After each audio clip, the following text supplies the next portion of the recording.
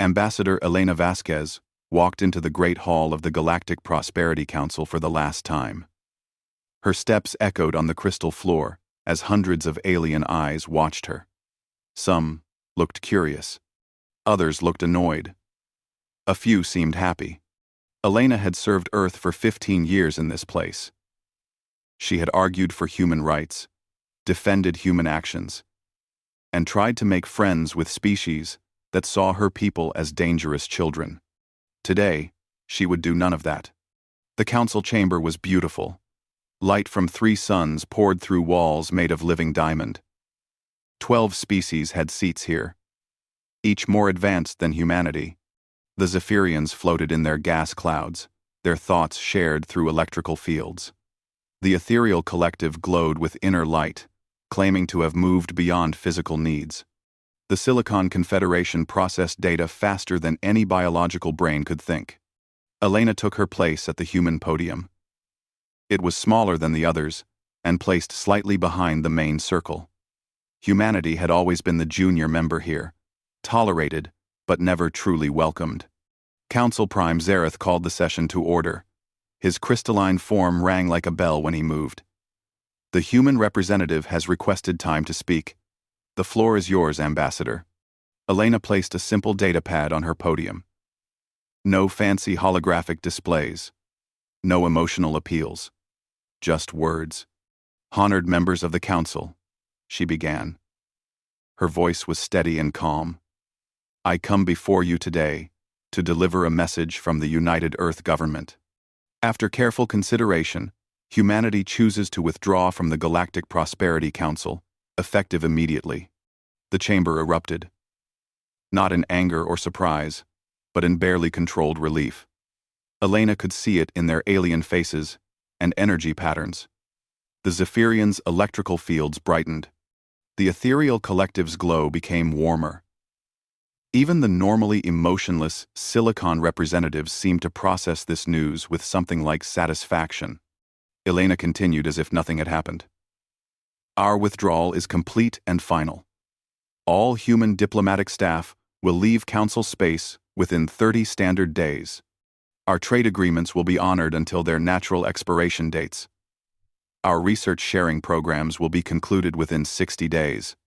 Counselor Veth Prime of the Zephyrians leaned forward in his containment field. Ambassador, surely there is room for negotiation.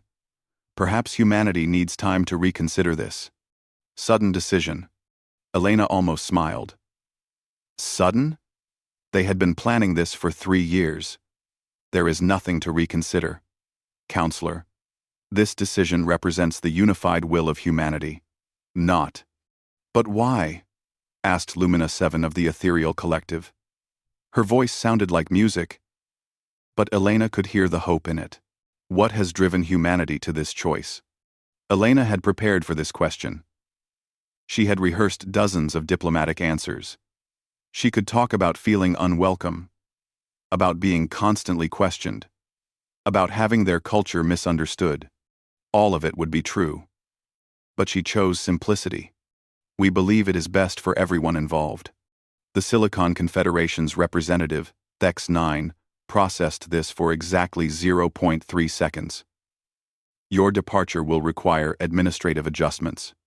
Several positions currently held by humans will need reassignment. We understand, Elena said. All transition documents have been prepared and will be transferred to your systems today.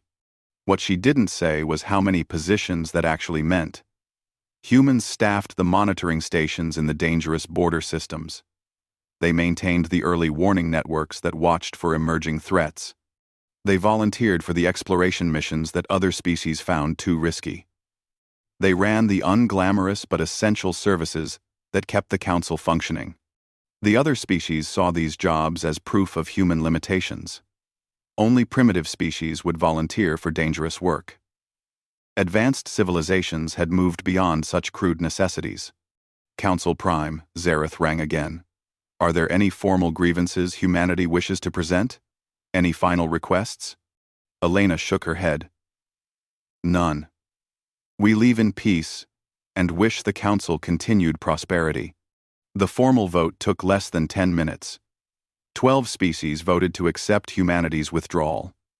The margin was unanimous. Elena packed her datapad and prepared to leave. As she walked toward the exit, she felt the weight of history. Humanity had joined this council 57 years ago, full of hope and excitement. They had expected to find teachers, mentors, friends among the stars. Instead, they found a galaxy that had grown comfortable and safe, but perhaps too comfortable. In the months that followed, human installations across council space began shutting down. Trade posts closed their doors and shipped their goods back to human space. Research stations transmitted their final data and went dark. The small but effective human fleet simply vanished one day, leaving no trace of where it had gone. The council members barely noticed. They were too busy celebrating. The Zephyrians held festivals of harmony. The ethereal collective meditated on the improved spiritual balance of the galaxy. The Silicon Confederation calculated the increased efficiency of council operations without human unpredictability. Only a few beings paid attention to the details. Admiral Kess of the Council Defense Force noted that early warning systems were going offline. Trade Minister Uloth observed that certain dangerous but profitable mining operations were shutting down. Research Director Plame saw that exploration of hazardous systems had stopped completely. But these seemed like small problems. The galaxy was peaceful. Pirates were few and weak. No major threats had emerged in decades. Surely the Council's advanced civilizations could handle whatever minor issues arose. Elena's final report to Earth was simple. Mission complete.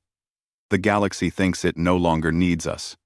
Time will tell if they're right. Mission complete. Mission complete.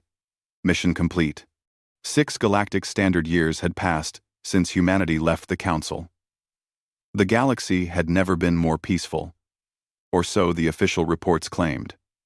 Council meetings had become shorter and more pleasant. No more arguments about human military buildup. No more complaints about human exploration teams taking unnecessary risks. No more debates about including primitive species in council decisions. Prime Counselor Zareth reviewed the latest statistics with satisfaction.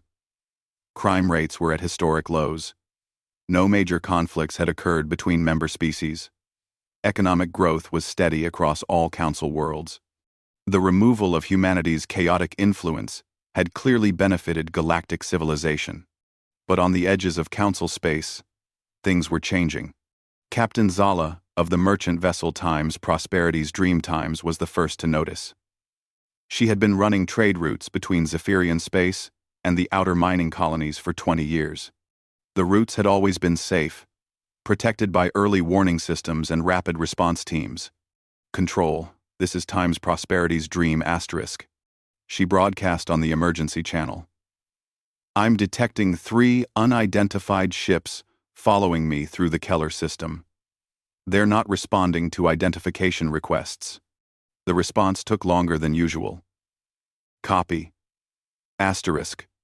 Prosperity's Dream. Asterisk. Stand by while we contact the monitoring station. 20 minutes passed. Then 40. Finally, Control responded. Asterisk. Prosperity's Dream asterisk.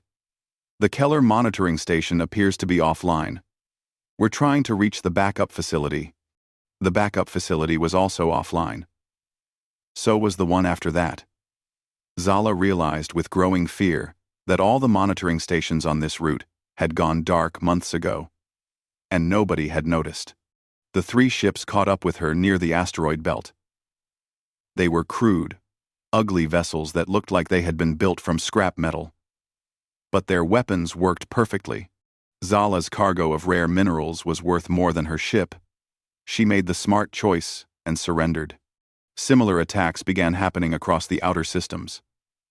The Korthak Syndicate, once a small group of pirates that human patrols had kept in check, was growing bold. Their ships appeared in systems that hadn't seen crime in decades. Council worlds that had never needed serious defenses suddenly found themselves under attack. The Council's response was slow and confused. Their military forces hadn't fought a real battle in over 30 years. Their ships were beautiful works of art, designed more for ceremonies than combat. Their crews trained in parade formations and diplomatic escorts, not warfare. Admiral Kess stood before the Council's emergency session and tried to explain the situation. The outer systems are experiencing increased pirate activity. Our current forces are adjusting to meet this challenge. Surely this is temporary, said Counselor Veth Prime. His electrical field flickered with annoyance. Pirates are cowards. A show of force should scatter them. Admiral Kess had tried shows of force. His beautiful fleet had flown majestically through 3 systems, displaying their power to empty space. The pirates simply attacked different systems while the fleet was away. When his ships actually encountered pirates, the results were embarrassing. Crews trained in ceremony struggled with actual combat. Weapons designed for appearance worked poorly against real targets. The pirates have new ships, Admiral Kess reported. Better weapons, improved tactics. They seem to know our patrol routes and response times. This was true, but he didn't understand why. The monitoring networks that had tracked pirate movements were gone. The early warning systems that detected new threats were offline. The intelligence networks that tracked criminal organizations had been dismantled when their human operators left. Meanwhile, other problems were growing. The mining operations in the hazard zone had shut down completely. These systems produced rare materials essential for Council technology, but they were dangerous. Radiation storms, unstable gravity fields, and hostile environments made them deadly for most species. Humans had operated these mines for decades, using their stubborn refusal to give up as an advantage in impossible conditions. Trade Minister Yuloth studied the economic reports with growing worry. Rare mineral prices have increased by 300%. Several critical materials are becoming impossible to obtain. Then we must find alternatives, declared Lumina 7 of the Ethereal Collective. Surely our advanced sciences can create substitutes. They tried. Scientists from 12 species worked on the problem. But some things couldn't be replaced. The quantum processors that ran Council computers needed specific crystals that only formed in high radiation environments. The energy systems that powered their cities required materials forged in the hearts of dying stars. These things could only be gathered by beings crazy enough to venture into places where sensible people wouldn't go. Humans had been those crazy beings. Exploration also stopped. The galaxy was vast and full of wonders, but it was also full of dangers. Unknown systems might contain hostile species, deadly phenomena, or worse. For years, human exploration teams had pushed into the dark, mapping new territories and identifying threats before they could become problems. Research Director Plame noticed when the flow of new discoveries stopped. We've received no new system surveys in 18 months. No reports of emerging civilizations. No data on potential hazards. Perhaps we have explored enough, suggested Thex 9 of the Silicon Confederation. The known galaxy contains sufficient resources and knowledge, but the unknown galaxy was still full of things that might threaten the known galaxy. Hostile species were still out there, growing and preparing. Dangerous phenomena were still developing in the dark between stars. Without scouts and early warnings, the Council was flying blind through a dangerous universe. The problems were small at first. A trade route here, a mining operation there. The major threats that had once worried the Council remained contained. The hive mind of Xerion stayed locked in their home system. The Void Hunters remained dormant in the dark spaces between galaxies.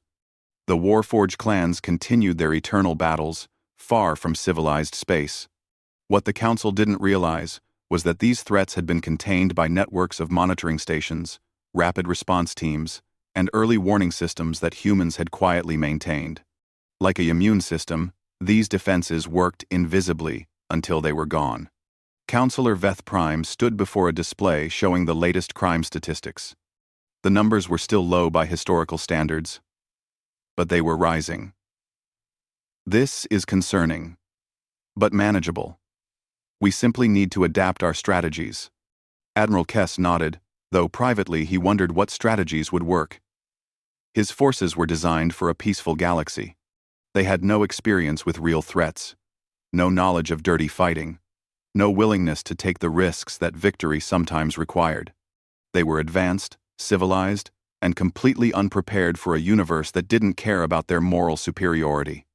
The galaxy was still peaceful, but the peace was becoming fragile. And in the dark spaces between the stars, things that had been sleeping were beginning to wake up. The emergency alarms in the council chamber had not sounded in 43 years. When they began screaming at 0300 Galactic Standard Time, most council members didn't recognize what they were hearing. Prime Counselor Zareth was pulled from his meditation cycle by his personal aide. "Sir, we have a priority alpha emergency. The Zirion system. The hive mind has broken containment." Zareth's crystalline form rang with shock. "That's impossible.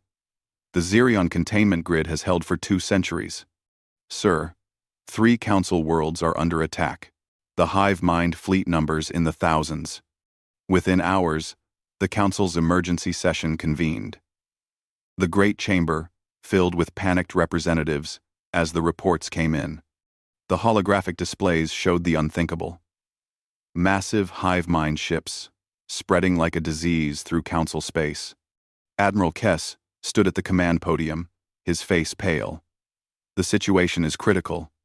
The hive mind launched coordinated strikes against Velkan Prime, New Zephyria, and the ethereal homeworld of Luminos.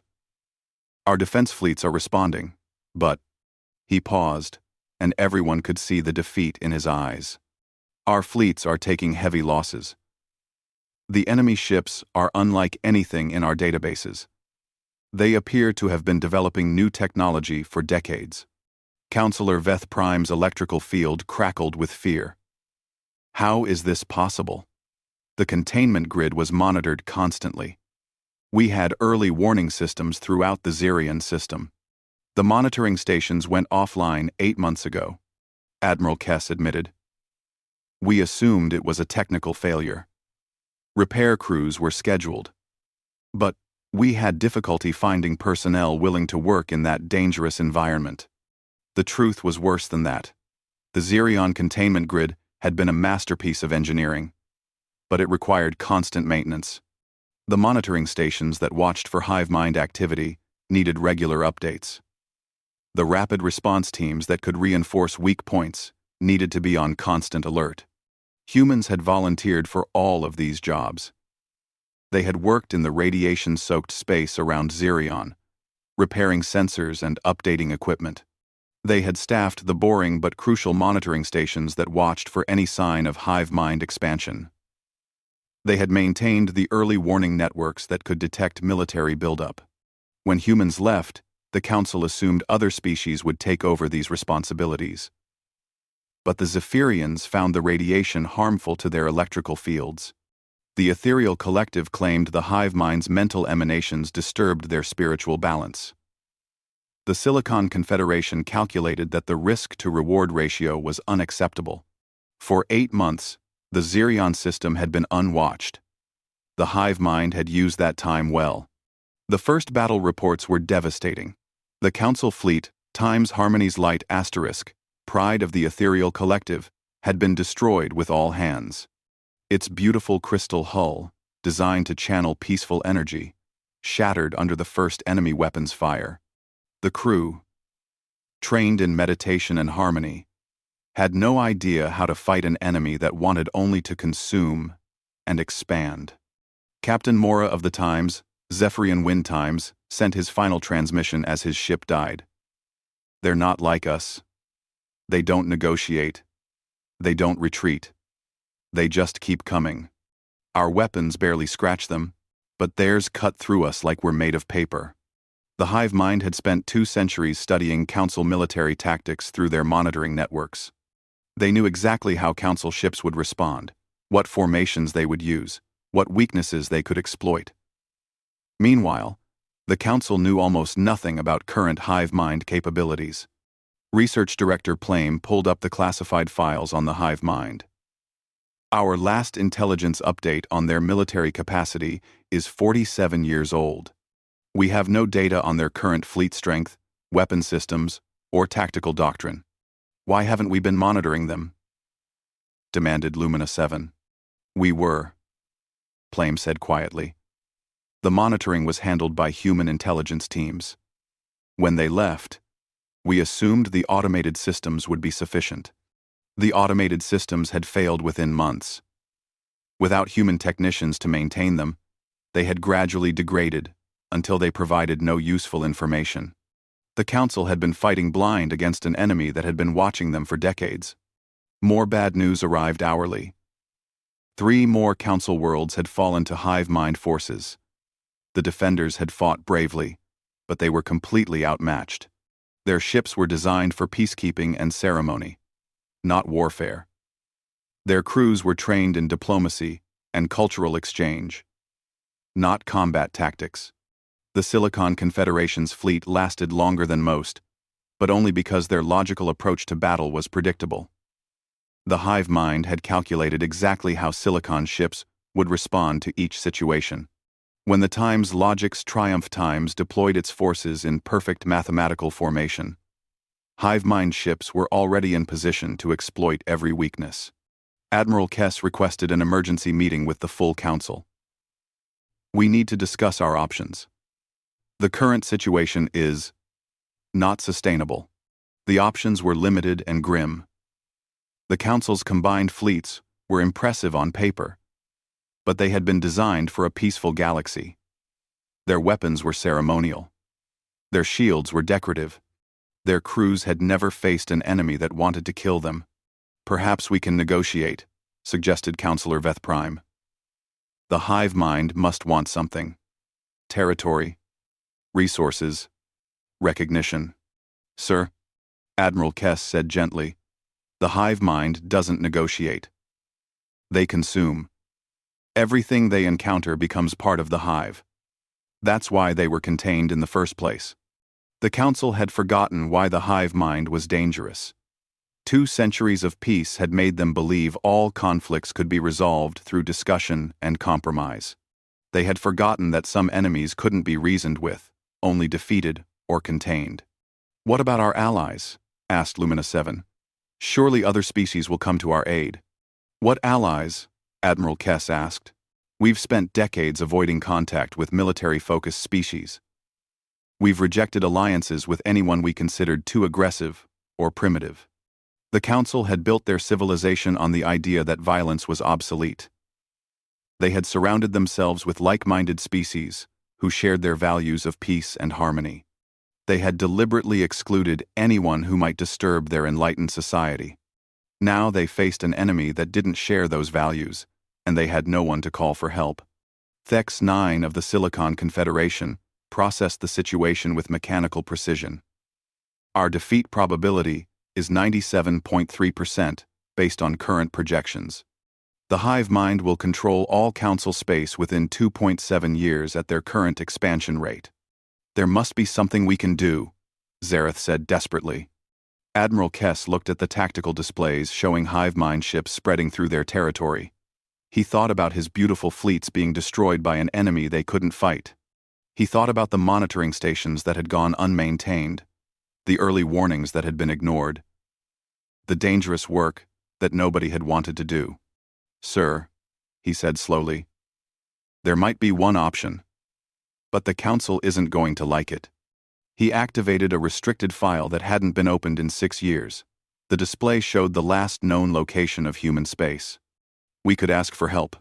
The Council's search for humanity began with confidence and ended with terror. Admiral Kess led the expedition personally, commanding the fastest ship in the Council fleet. They had expected to find humans hiding in some remote system, probably struggling to survive without Council support. The plan was simple. Offer them full readmission to the Council in exchange for military assistance against the hive mind. The first human settlement they found changed everything. Sir, reported Commander Yala, staring at her sensor display. I'm reading massive industrial activity in the Kepler 442 system. The energy signatures are enormous. Admiral Kess studied the data. That system was classified as barely habitable. Extreme radiation, unstable star, toxic atmosphere on most worlds. Yes, sir. According to our records, no council species could survive there long term. But humans could. The fleet approached cautiously, expecting to find a small mining outpost or research station. Instead, they discovered something that defied belief. The system was full of ships. Not the desperate vessels of refugees, but sleek, powerful warships that dwarfed anything in the Council fleet. Orbital stations surrounded every world, connected by streams of transport ships carrying resources and personnel. The toxic worlds had been transformed into thriving industrial centers. How many ships are we looking at? Admiral Kess asked. Over 3,000 in this system alone, sir. And these are just the ones we can detect. I'm reading stealth signatures that suggest many more. The humans responded to their approach with professional courtesy. A woman's voice came over the communication system, speaking perfect, galactic standard. Council Vessel Times Diplomatic Unity *. This is Admiral Sarah Chen of the Terran Defense Force. State your business in human space. Admiral Kess felt a chill. Terran Defense Force? 12 years ago, humans had barely managed to field a few hundred ships. Admiral Chen, I am Admiral Kess of the Galactic Prosperity Council. We come seeking diplomatic contact with human leadership. Interesting timing. Admiral Chen replied. Please follow the designated flight path to Station Alpha. Any deviation will be considered hostile. The flight path led them through the heart of the human industrial complex. Admiral Kess watched through the viewports as they passed construction yards, building ships he didn't recognize. The technology looked familiar but advanced, as if humans had taken Council designs and improved them in ways the Council had never considered. Sir, Commander Yala said quietly, I'm detecting weapons signatures on those ships. The power readings are significant. Station Alpha was a massive structure built into an asteroid. It bristled with defensive systems and docking ports filled with warships. As they approached, Admiral Kess realized this wasn't just a settlement. It was a military base. Admiral Chen met them in person at the airlock. She was younger than Admiral Kess had expected, probably born after humanity left the Council. Her uniform was practical and military, nothing like the ceremonial dress Council officers wore. Her eyes held a confidence that made Admiral Kess uncomfortable. Welcome to the outer reaches, Admiral, she said. I assume this visit is related to your current problems with the hive mind. Admiral Kess tried to hide his surprise. You know about the hive mind attacks? We know about everything that happens in the galaxy, Admiral. It's called intelligence gathering. You should try it sometime. She led them through the station. The corridors were efficient and functional, designed by people who understood that form followed function. Council stations were works of art. Human stations were tools for survival. How did you know we were coming? Admiral Kess asked. We've been monitoring Council space since we left. We knew the hive mind would break containment eventually. The only question was, when? Admiral Chen brought them to a briefing room where other human officers waited. The walls were covered with tactical displays showing the entire galaxy. Red zones marked hive mind advances. Blue zones showed Council territory. Green zones showed something Admiral Kess hadn't expected. Extensive human settlements and allied territories. My God, Commander Yala whispered. How far have you spread? 47 systems and growing, replied Colonel Martinez, a tough-looking man with scars on his hands. We've made contact with 63 species that the Council either ignored or rejected. Turns out there are a lot of people in this galaxy who don't fit the Council's idea of civilized. Admiral Chen activated a star map. The Krell war clans, rejected by the Council for being too aggressive. The nomad fleets, ignored because they don't settle on planets. The Stonesinger Collective, dismissed as primitive because they use biological technology. The Ghost Runners, avoided because they live in dangerous space. Each species appeared on the map in green. Admiral Kess felt sick as he realized the scope of what he was seeing. "You've formed an alliance." "The Outcasts Coalition," Admiral Chen confirmed. "Funny thing about outcasts, they're usually outcasts for being too tough to fit in civilized society. Makes them excellent allies when civilization needs defending." Colonel Martinez pulled up tactical data. "The Krell have been itching for a real fight for decades. The Ghost Runners know every dangerous route through the galaxy. The Stone Singers have biological weapons the hive mind can't adapt to. The Nomads have mobile tactics no stationary enemy can counter. We've been preparing for this war for 12 years, Admiral Chen added. Every species the Council rejected, we recruited. Every dangerous technology the Council banned, we developed. Every military strategy the Council considered too aggressive, we perfected." Admiral Kess looked at the displays, showing human military might, and felt a growing dread. Why? Why prepare for war? The galaxy was peaceful. And the galaxy was quiet, Admiral Chen corrected. "There's a difference. Peace requires strength to maintain it. Quiet just means the threats haven't arrived yet." She activated another display showing intelligence reports. "The hive mind has been planning this expansion for decades. The Void Hunters have been gathering strength in dark space. The Warforged clans have been building new weapons. The galaxy has never been peaceful, Admiral. You just stopped paying attention to the dangerous parts." Commander Yala studied the tactical projections. "With your forces and allies, you could stop the hive mind." "Yes," Admiral Chen agreed. "We could." Admiral Kess felt hope for the first time in weeks. "Then you'll help us? You'll come to the Council's aid?" Admiral Chen's expression didn't change. "That depends, Admiral. What are you offering?" "Full readmission to the Council. Restored trade agreements. Complete diplomatic recognition. The same deal you gave us before? Junior membership with limited rights and constant supervision?" Admiral Kess realized his mistake. These weren't the desperate refugees he had expected to find. These were people who had built something better than what they had lost. They didn't need the Council anymore. "What do you want?" he asked quietly. Admiral Chen stood and walked to the main display. It showed the galaxy in real time, with hive mind forces advancing through Council space. "We want to save as many people as possible, Admiral.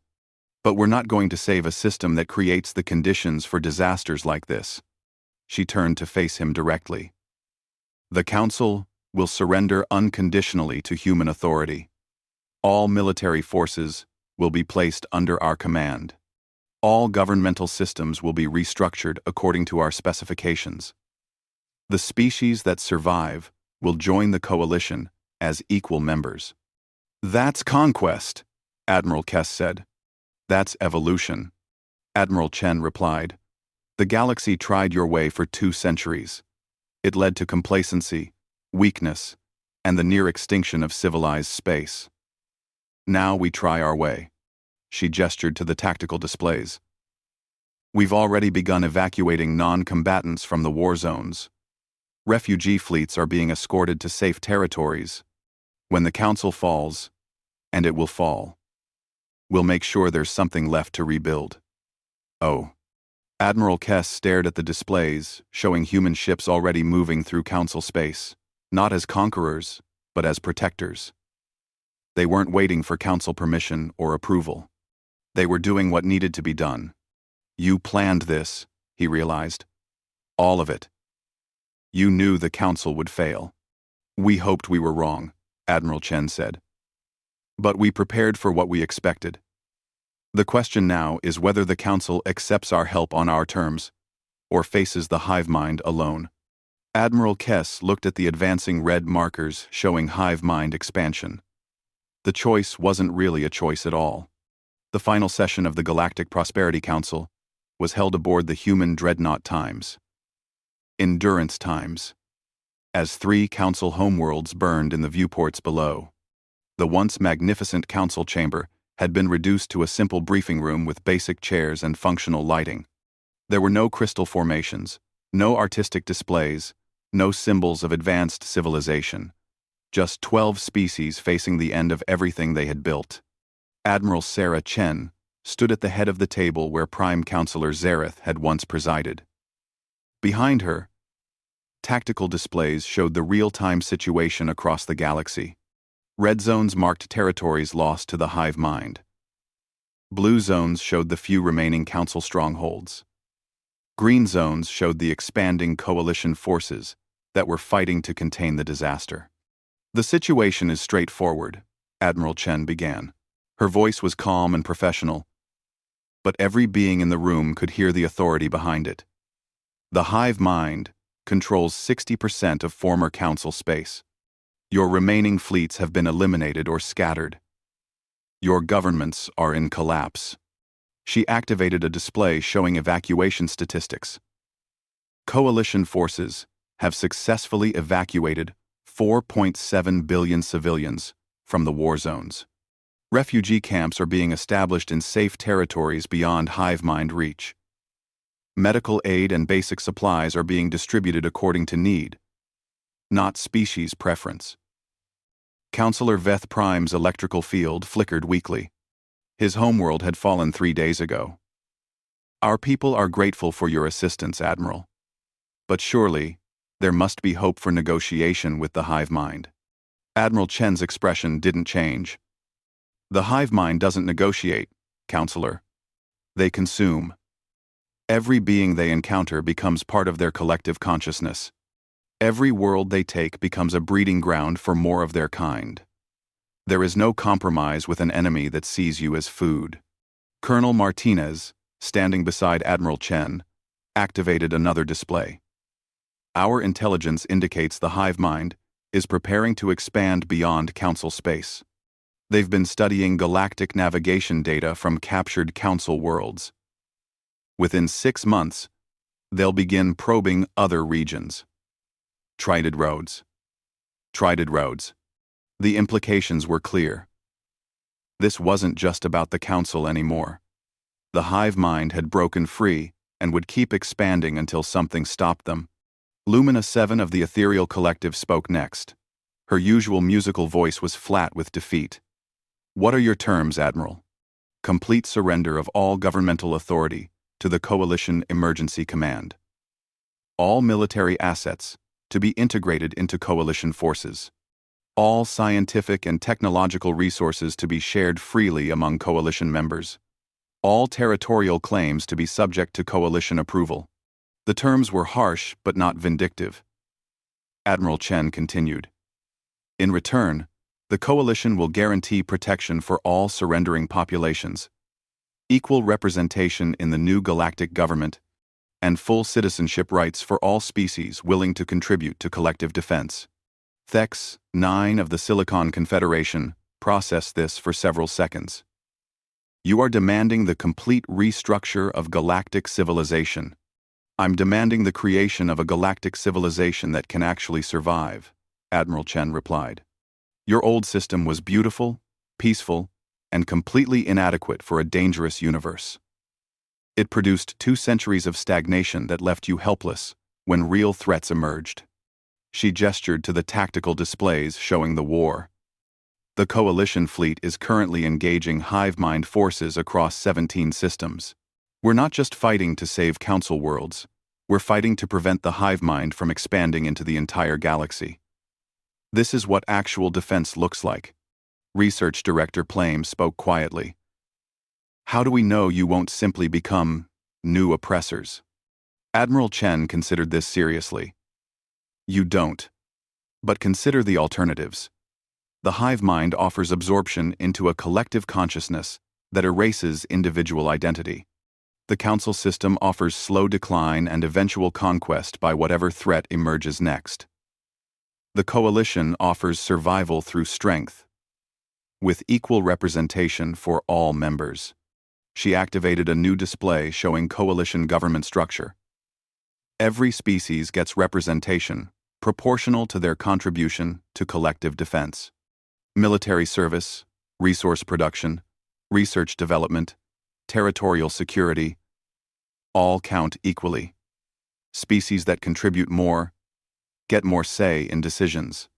Species that refuse to contribute get protection, but limited political power. It was radically different from the council system, which had given each species equal representation regardless of their contribution.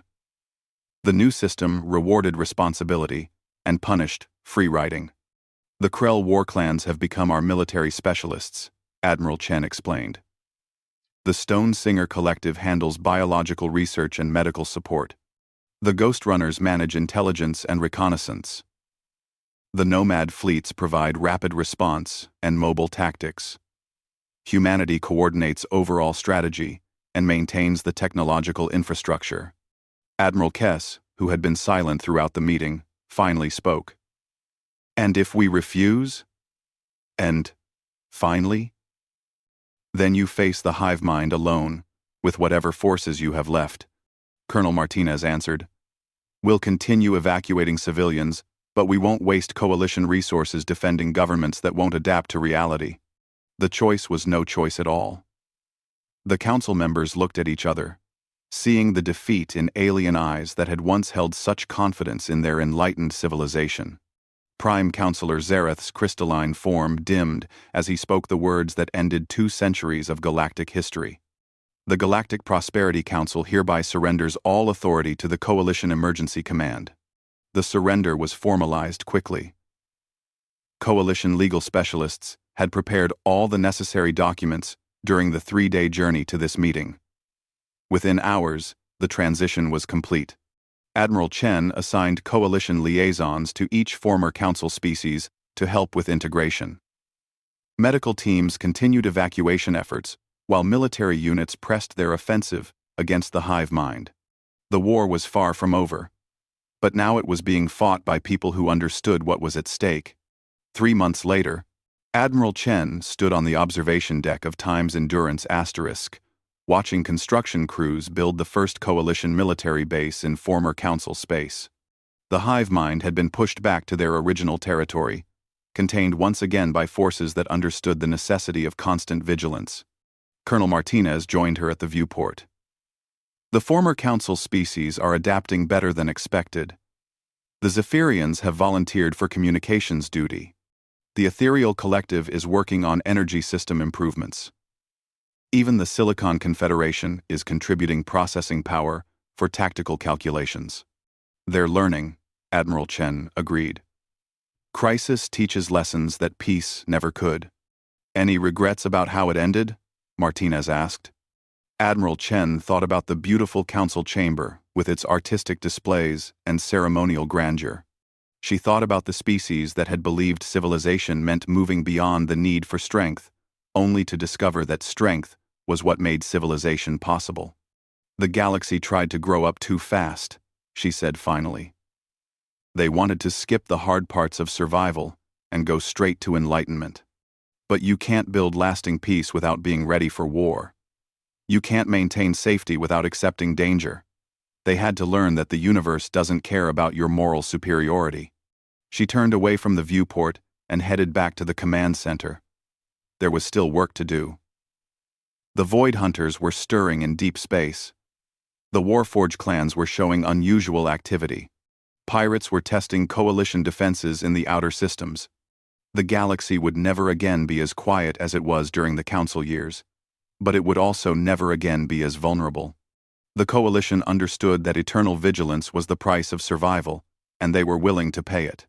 Behind them, the new base continued to grow, its weapons powered and its sensors scanning the dark spaces between the stars. It was not beautiful, like the old council installations, but it was strong, and in a dangerous universe, strength was its own form of beauty.